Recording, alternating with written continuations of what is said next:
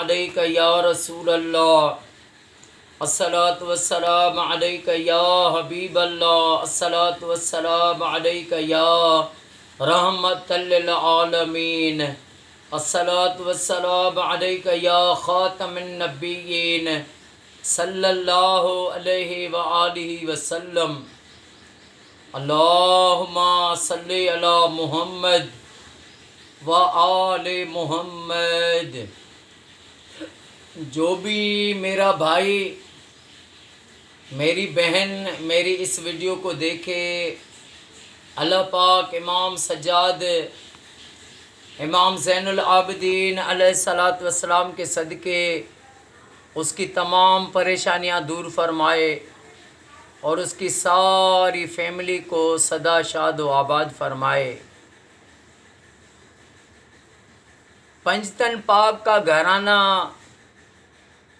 وہ سخی گھر ہے جہاں پر سائل آیا تو وہ کبھی خالی نہیں لوٹا۔ وہ سائل جب وہاں پر آیا تو ہاتھ خالی تھے، اور جب پنجتن کے در سے واپس گیا تو جھولی بھری ہوئی تھی۔ وہ سخی در ہے۔ ایک بار اما بطول سیدہ طیبہ طاہرہ فاطمۃ الزہرا سلام اللہ علیہا کے دروازے پر ایک سائل نے صدا دی۔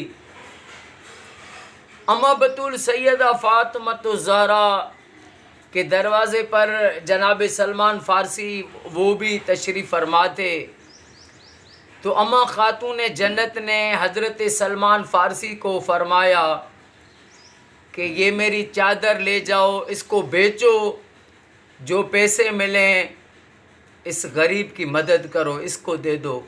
اللہ اکبر۔ جناب سلمان فارسی وہ چادر لے کر جب نکلے،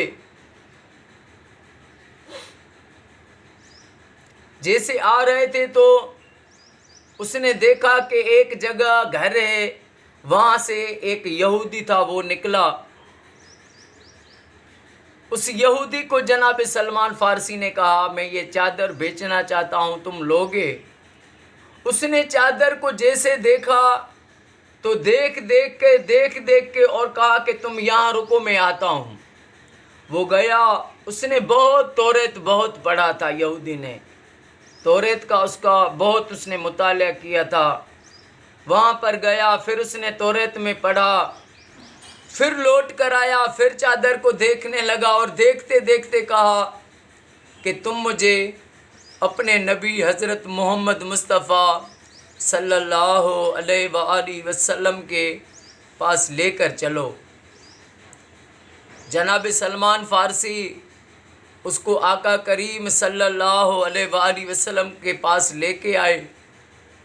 جیسے وہ پہنچا، آقا کی بارگاہ میں ادب سے ہاتھ جوڑے، کہنے لگا یا رسول اللہ، میں نے توریت میں پڑھا کہ اللہ کے آخری نبی، اللہ کے محبوب حضرت محمد مصطفیٰ صلی اللہ علیہ وآلہ وسلم ان کی جو بیٹی ہوگی وہ غریب کی مدد کرنے کے لیے اپنی چادر بیچے گی۔